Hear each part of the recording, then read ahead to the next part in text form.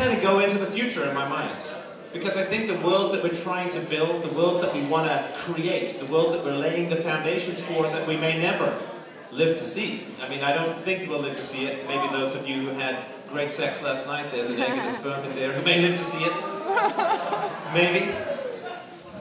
But I don't think we're going to live to see exactly the kind of world that we want. A world of statelessness, a world without war, a world without incarceration, a world without violence. I don't think we're going to live to see it, but that's all the more heroic, I think, for us to try to build it, even though we're not going to live to see it. So I go to the future and I think, I'm so happy to live in a world without slavery in the way that it used to exist. I'm so happy to live in that world.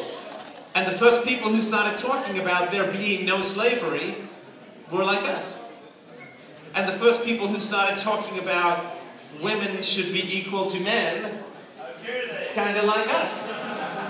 And they faced a lot of opposition, they faced a lot of skepticism. I mean, the first guy who came up and said blacks should be equal to whites was not a popular man or a woman.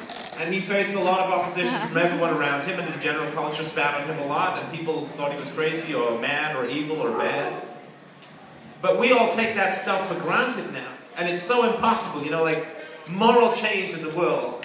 You stand below it and it looks like a cliff so high, a mountain so high that you can't get over it. You can't get through it. You feel like you're going to beat your head against the wall for the rest of your life and never make a dent.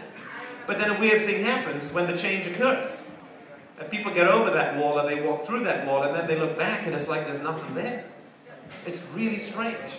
Before the end of slavery, people said, we've all heard these arguments before, right? People said, there's never been a society without slavery, so you point to me a society without slavery, you can't do it. You point to me a society where there's equality for women, you can't do it. You point to me a society where there's no government.